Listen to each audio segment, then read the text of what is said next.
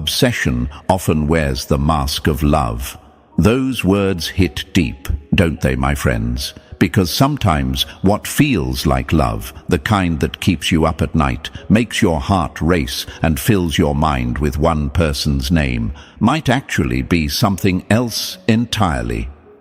Something that looks like love, sounds like love, but slowly eats away at your peace instead of building it. Before we dive in, do me a favor, press that like button, subscribe if you haven't already, and stay with me till the very end, because by the time we're done here, you'll start seeing your heart, your mind, and maybe even your past relationships through a whole new lens. Hey folks, imagine this. You wake up in the morning and the first thing that flashes across your mind isn't your goals, your breakfast, or your dreams. It's them, the person you can't stop thinking about.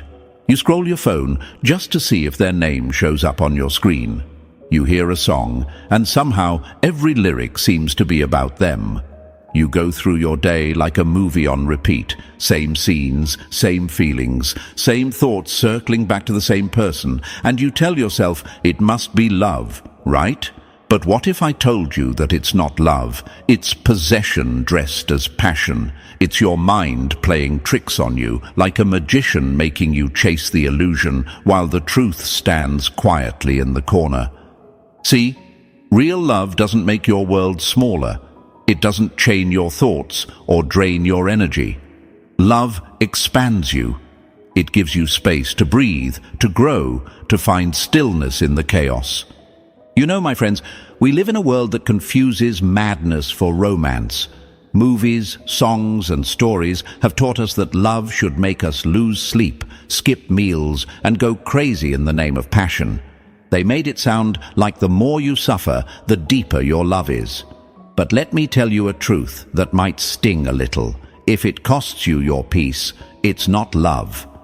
Here's the thing, when you can't stop thinking about someone, it's not always your heart speaking. Sometimes it's your brain craving a hit of emotional dopamine, like an addict reaching for one more dose.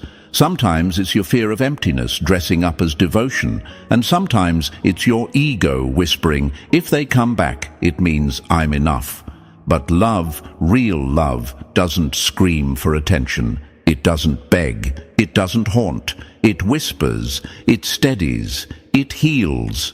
Let's be real here. It's easy to get lost in that fantasy. You start romanticizing the texts, the laughter, even the silence. You replay conversations like detectives searching for clues. You convince yourself that the universe is sending signs when it's really just your heart refusing to let go. We've all been there, waiting for a message that never comes, building castles in the air with someone who's already walked away. But remember this, you can't heal in the same story that broke you. The truth, my friends, is that what we often call love is just an echo, a reflection of the parts of ourselves that crave to be seen, understood, and valued. We chase people who awaken our wounds instead of our wisdom. But that's okay, because awareness is where healing begins. Once you see the difference between love and attachment, between connection and obsession, you'll never fall for the same illusion twice. So stay with me. We're going to tear apart the myths that keep you stuck, expose the lies you've been fed about what love really is, and replace them with the kind of truth that sets your soul free. Because love, real love, isn't about losing yourself in someone else. It's about finding yourself so deeply that nobody can make you forget who you are. Type this in the comments to anchor it into your soul. I am choosing peace over obsession. And if you're ready to see what love really feels like beyond the illusion, hit that like button, subscribe, and let's begin this journey together. Number 1, the programmed illusion. They don't even realize it, but most people aren't in love. They're just following a script written by someone else. Let that sink in, my friends, because from the moment they were young, they were taught what love should look like, how it should feel, and even how much it should hurt. Every movie, every song, every fairy tale whispered the same message. If it doesn't consume you, it's not real. If you don't lose your mind thinking about them, it's not passion. If it doesn't break you, it's not true love. And so they grew up believing that pain is romantic, that overthinking is a sign of depth, and that sleepless nights prove devotion. What a cruel illusion! Imagine this. They're standing in the middle of a storm, lightning flashing, rain pouring down, but they're smiling because they were told that's what love is supposed to feel like, chaos that makes your heart race. But what if that storm isn't love at all? What if it's just emotional weather they've been conditioned to chase? They've mistaken thunder for affection, the ache for connection, and the adrenaline for attraction. And the saddest part is, they think this storm is normal. They scroll through their feed and see people posting grand gestures, heartbreak confessions, and endless quotes about "can't live without you, love." They think that's what I want, but what they really want isn't love. It's validation. It's proof that they matter. It's the fantasy of being chosen by someone who finally makes them feel enough. And that's where the illusion begins, because when they depend on someone else to make them feel enough, they hand over their power without even realizing it.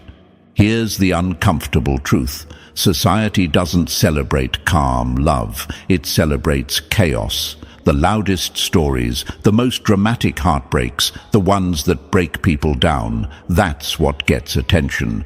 Nobody writes songs about peaceful love because peace doesn't trend. But my friends, peace is exactly what real love feels like. It doesn't set your soul on fire. It builds a steady warmth that never burns you. And yet they fear that kind of love. They fear it because it feels unfamiliar. After all, when all they've ever known is intensity, stillness feels like boredom. When they've been taught that love must hurt, peace feels suspicious. They ask themselves, why doesn't this person make me nervous? Why don't I miss them every second? Why do I feel calm around them instead of addicted? Because deep down, they've confused chaos with chemistry. They think balance means they've fallen out of love, when in truth, they've finally found something real. But here's where the lie goes even deeper. Most of them don't realize how programmed they are.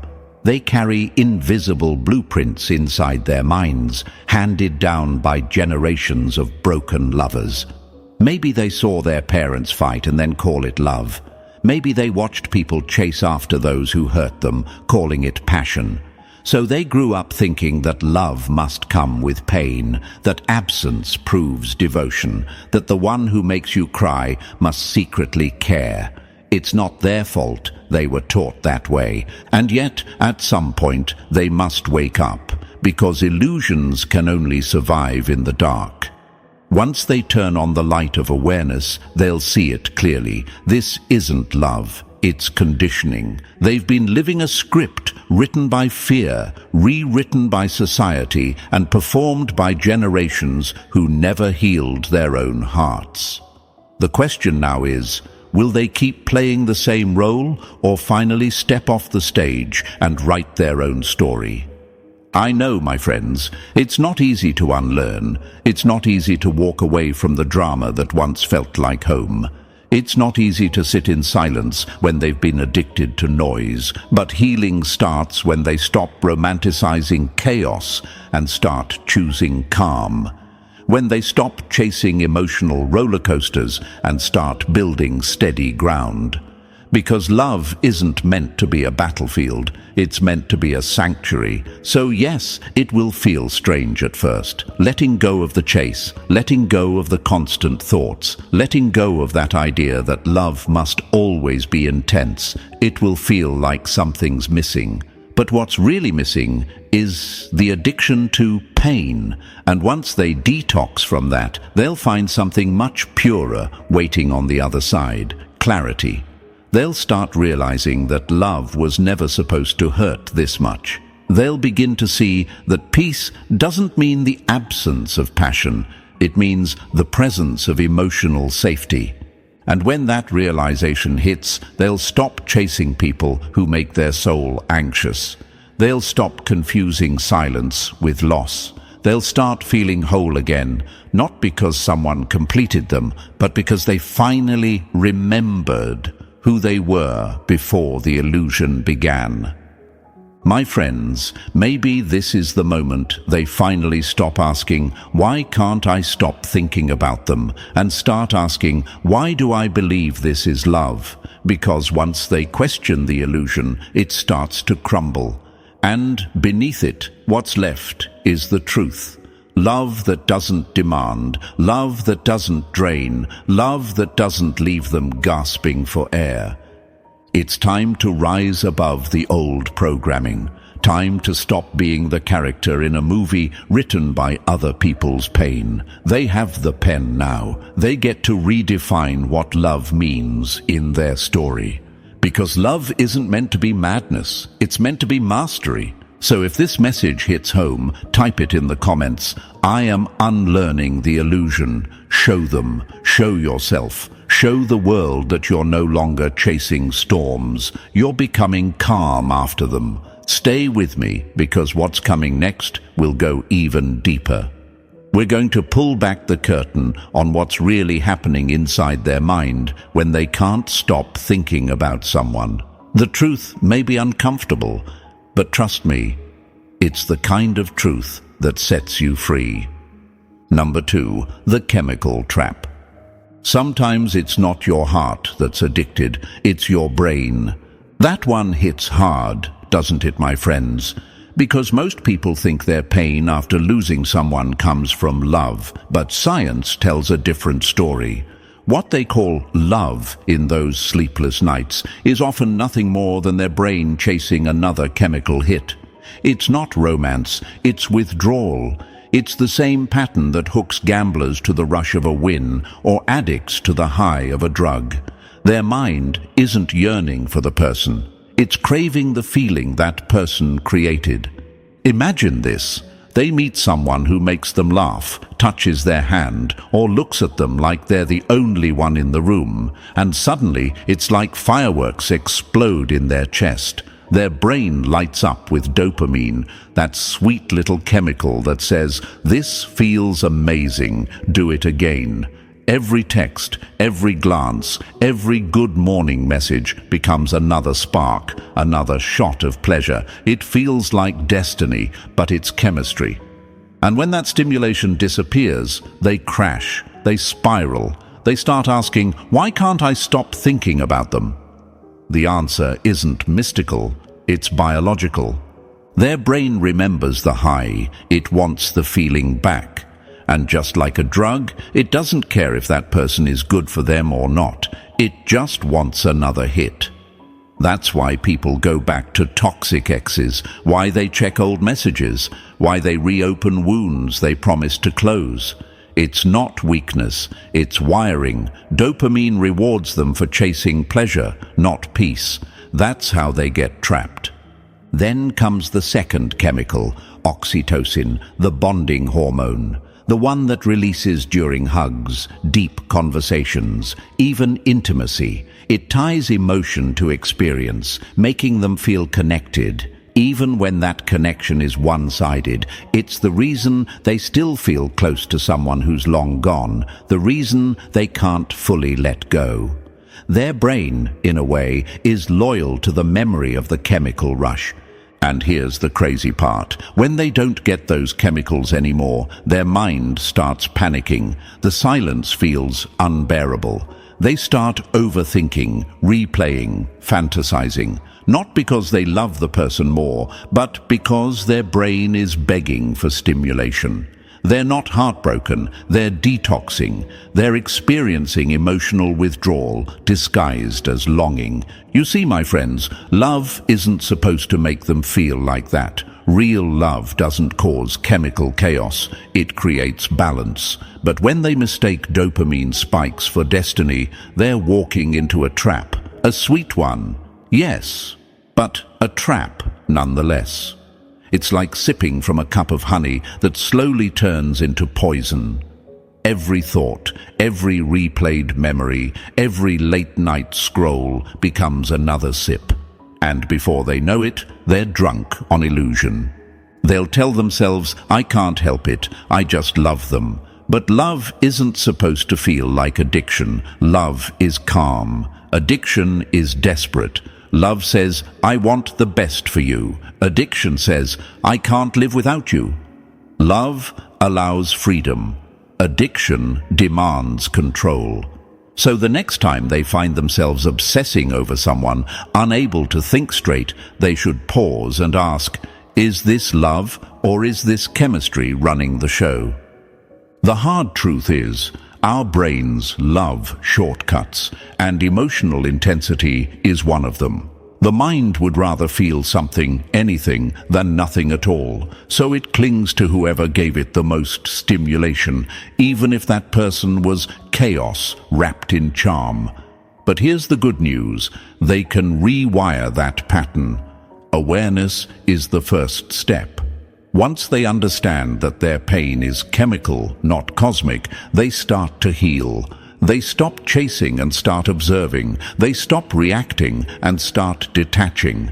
It's not easy. Detox never is. There will be nights where they'll want to reach out, just for one more conversation, one more hit of validation. But they must remember, every time they resist that urge, their power returns.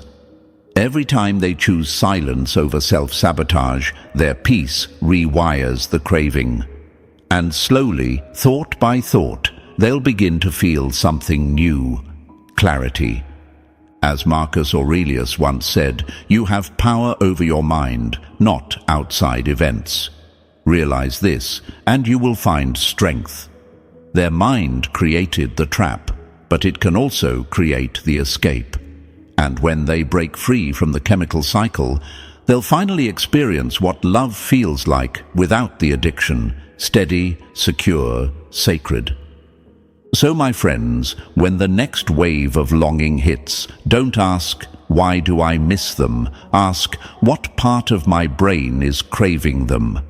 Because the moment they separate emotion from addiction, the illusion loses its power. That's how they win. If this truth hit you hard, type in the comments, I am detoxing from illusion. Show them, show yourself, show the world around you that you're no longer addicted to chaos. You're addicted to peace. Stay with me, because what's coming next will reveal something even deeper. The reason why most people confuse attachment for love, and how that single misunderstanding keeps them chained to those who were never meant to stay. Number 3, attachment disguised as love. Attachment says, I need you. Love says, I choose you. That one sentence separates peace from pain, my friends. And yet most people spend years chasing the first one, believing it's love, while never experiencing the second. See, attachment feels intense. It feels magnetic, powerful, like gravity itself is pulling them towards someone. But what they don't realize is that sometimes what they call love is really the fear of being without them. It's the craving for emotional safety disguised as connection. Imagine this, they're standing at the edge of a cliff, and that person is the only rope keeping them from falling. Every time the rope shakes, their heart panics. Every text, every response, every silence decides their mood for the day. That's not love. That's dependency. That's emotional survival. And yet the world glorifies it. I can't live without you sounds romantic in songs, but in real life it's a red flag waving right in front of their soul. Because love doesn't say, without you, I'm nothing. Love says, with or without you, I am still whole. But here's where it gets tricky. Attachment feels real. It feels so real that it convinces them they've found their soulmate. It mimics love perfectly, the longing, the excitement, the obsession, the pain. It's intoxicating because it's familiar. It comes from a place deep inside them, a place that learned early in life that love means holding on, that being abandoned means being unworthy. So when someone gives them attention, their inner child lights up. When that person pulls away, that same child panics, screaming, "Don't leave me again." And that's where attachment takes over. They think they're loving someone, but they're really trying to heal an old wound. They're not addicted to the person. They're addicted to the emotional pattern, the highs and lows, the chase, the validation. It all feeds the same hidden fear, the fear of being alone. The mind says, "I can't lose them," but the soul whispers, "You already lost yourself trying to keep them." My friends, that's the painful truth. Attachment drains you, while love sustains you. Attachment feeds on fear. Love grows from freedom. Attachment says, "You complete me." Love says, "You complement me." Attachment clings, demands, and manipulates. Love listens, trusts, and lets be. When they're attached, they measure love by attention. When they're in love, they measure it by peace. Let me ask them something real. Why do they keep running back to people who make them anxious? Why do they feel drawn to those who give them just enough to stay, but never enough to feel safe? Because attachment thrives on unpredictability. It feeds off uncertainty.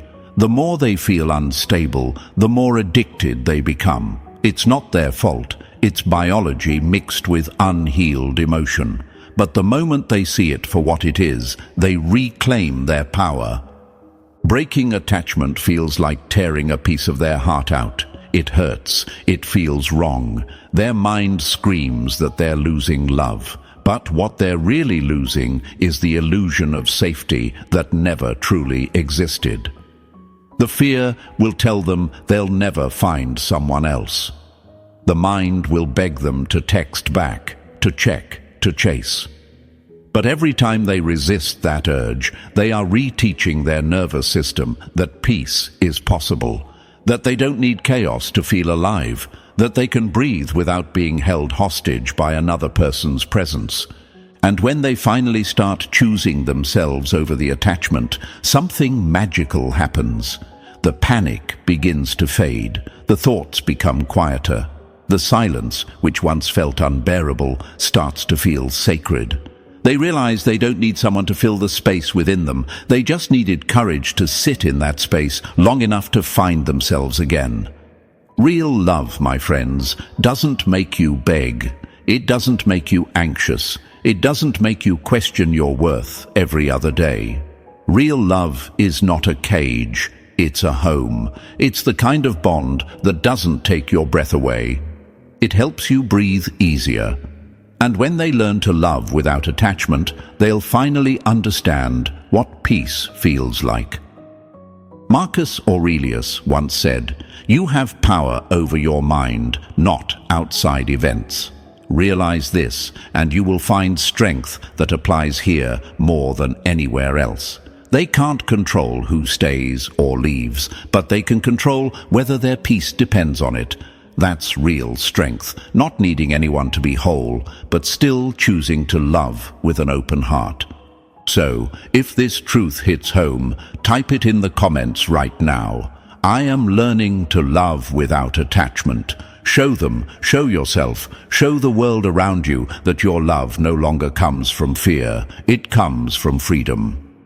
And stay with me, my friends, because what's coming next will reveal another deep truth. Why sometimes the person they can't stop thinking about isn't even there anymore, and yet they still haunt their mind.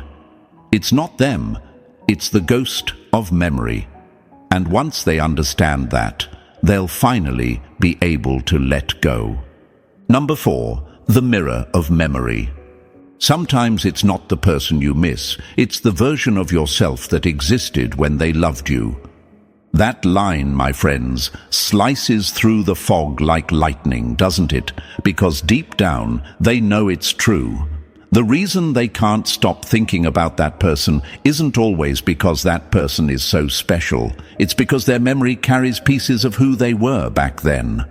When they were with them, they laughed a little louder, dreamed a little bolder, and maybe, for a brief moment, felt alive in ways they haven't felt since. So now, when that person is gone, it's not just their absence they feel, it's their own reflection fading with them. Imagine this. They walk into a room and catch a faint smell of the perfume that person used to wear. Suddenly, it's not the room they're in anymore. It's that one night they spent together laughing until the sun came up. Their brain replays the moment like a highlight reel. Perfect lighting, perfect timing, perfect emotion. But that's the trick of memory. It's selective.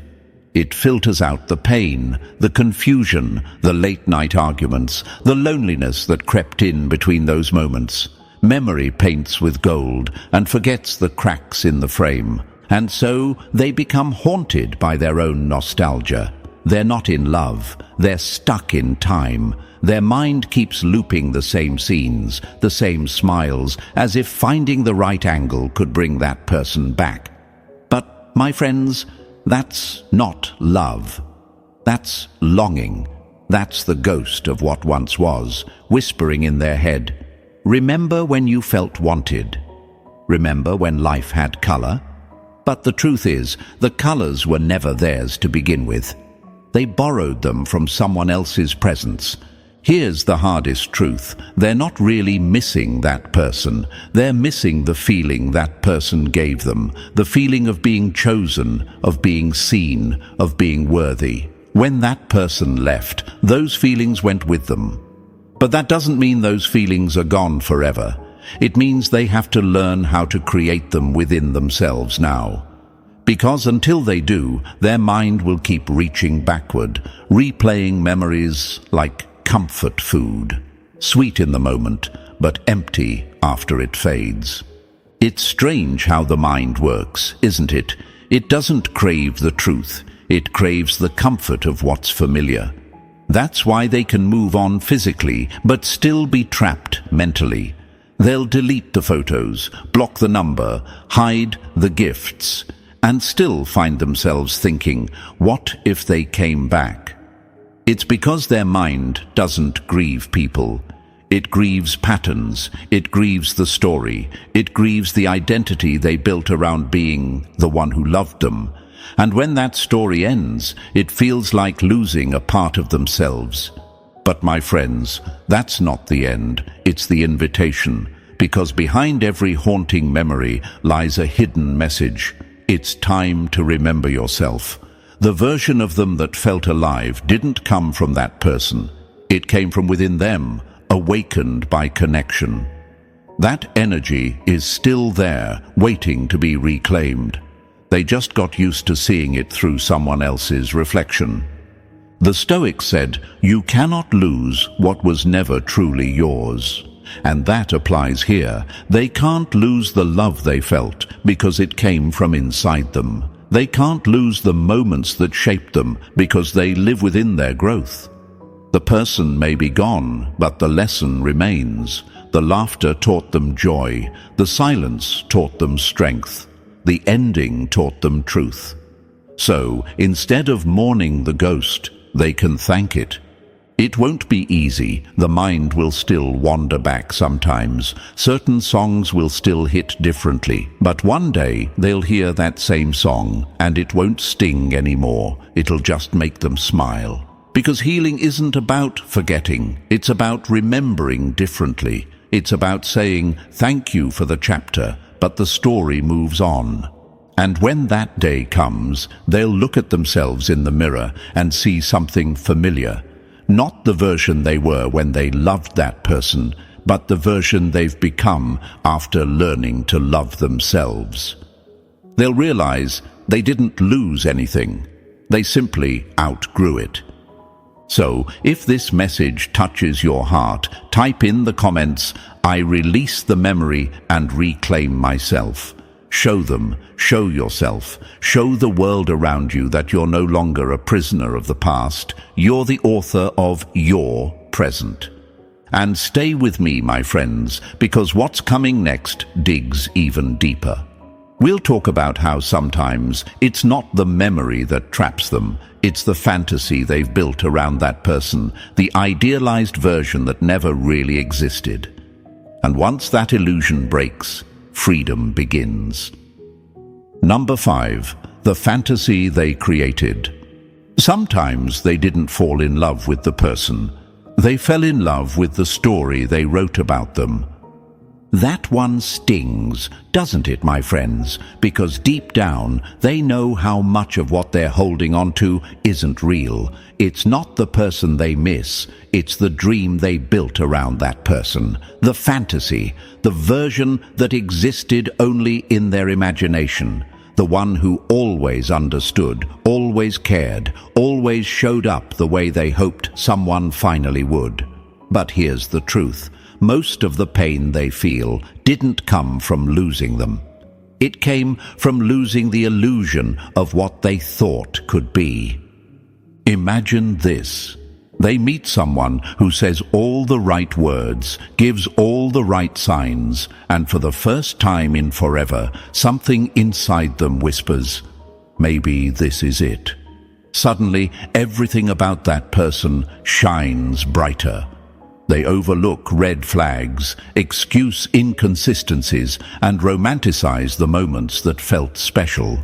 Their mind starts editing reality like a movie, cutting out the awkward scenes, adding music to the silences, and turning every simple gesture into a grand act of fate. They don't fall in love with the person, they fall in love with the potential. And that's how the fantasy begins. It's not malicious, it's human. Because everyone craves meaning. Everyone wants to believe that love is destiny, not accident. So they start writing a story where everything fits perfectly, even when it doesn't. They convince themselves that the distance, the silence, the emotional unavailability, it all means something deeper. They mistake inconsistency for mystery. They call confusion chemistry. They label avoidance as protecting their heart, and before they realize it, they're not in love with the real person anymore. They're in love with the image they've created in their mind.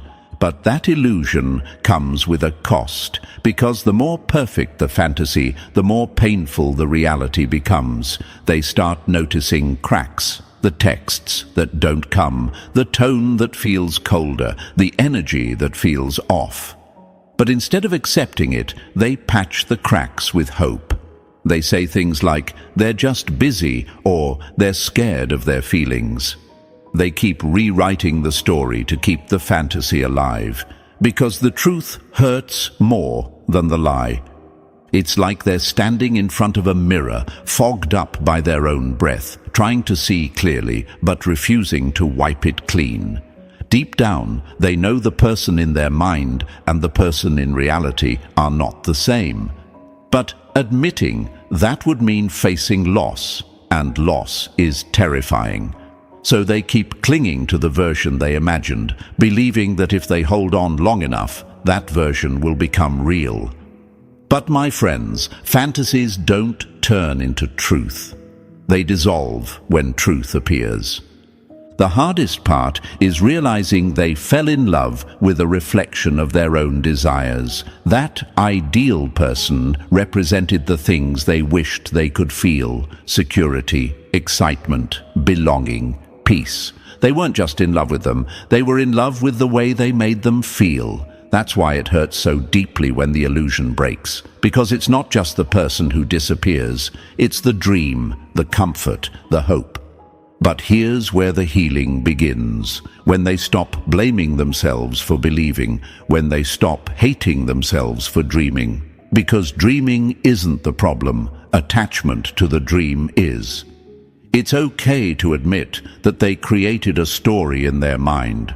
It's okay to say, I made them more than they were. That's not weakness. That's awareness. And awareness, my friends, is the beginning of freedom. The moment they start seeing the person for who they truly are, not who they imagined, they reclaim their power. They realize that what they thought was love was actually projection, their heart's attempt to paint over someone else's emptiness with its own color. But real love doesn't need fantasy to survive. It thrives in truth. It grows in honesty. It breathes in reality. It takes strength to look at someone and say, I love who I thought you were, but I finally see who you are, and that's not enough for my peace. That's not bitterness, that's maturity. Because sometimes letting go isn't losing. It's finally choosing clarity over illusion. Remember this, fantasy never ends well, but truth always leads to freedom. The truth might sting, but it heals. Illusions comfort you for a moment, then cage you for a lifetime, and you were not born to live inside a story that hurts you. You were born to live in reality so beautiful, it doesn't need imagination to make sense. So, if this hits home, type in the comments, I see the truth now.